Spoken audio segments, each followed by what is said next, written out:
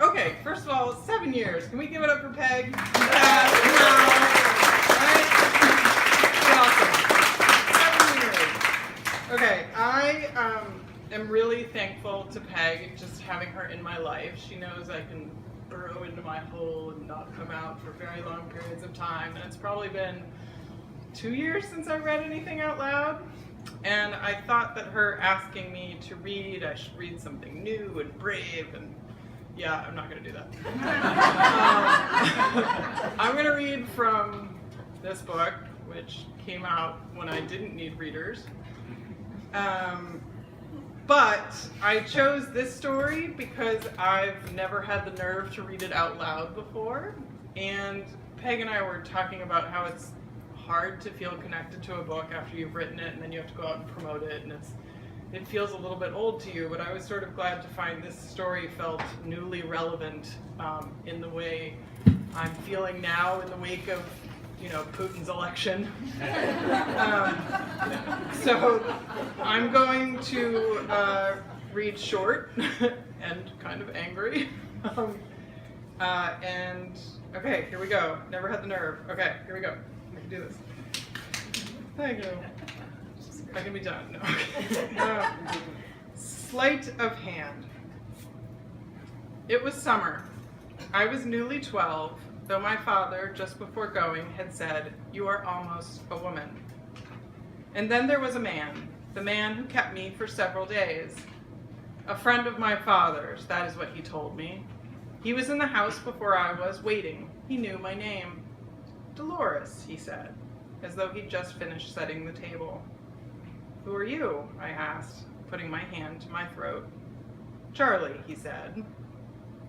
He knew that I lived alone with my father, that my mother was dead to us, and that my father would be away for some days.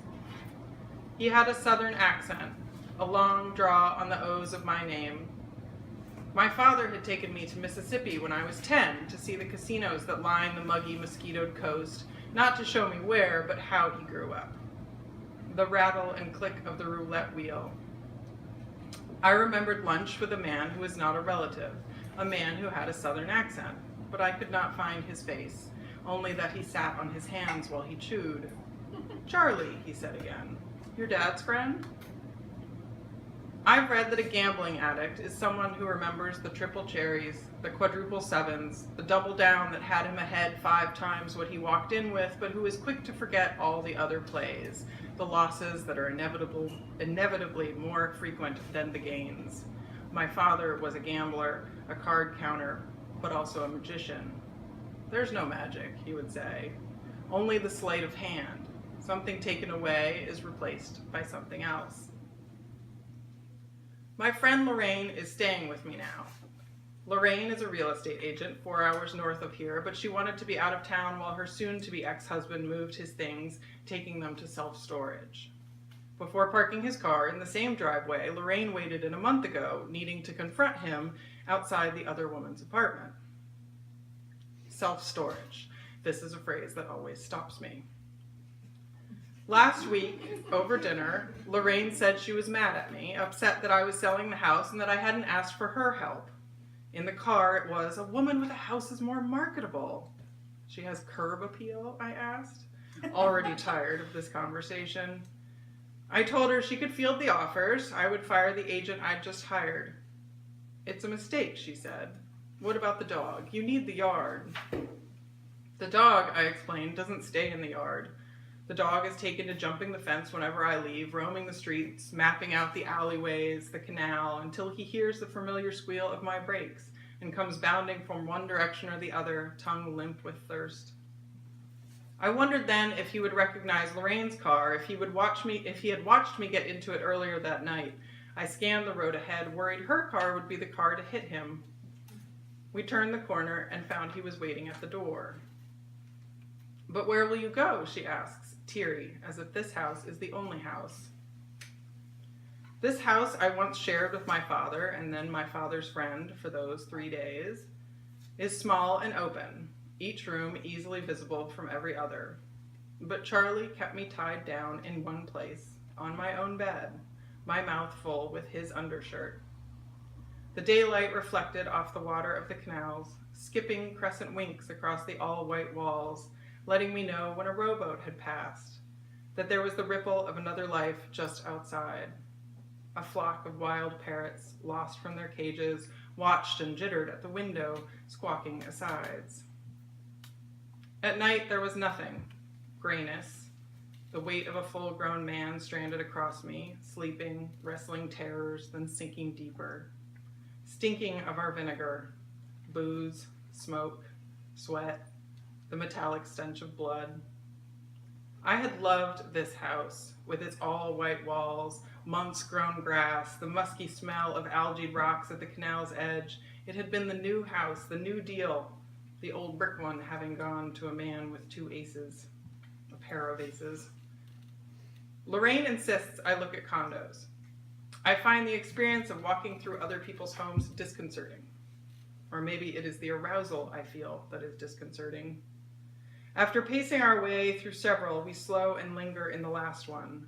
The bedrooms are on the second floor, the living room, kitchen, and dining room downstairs, living and sleeping kept neatly separated.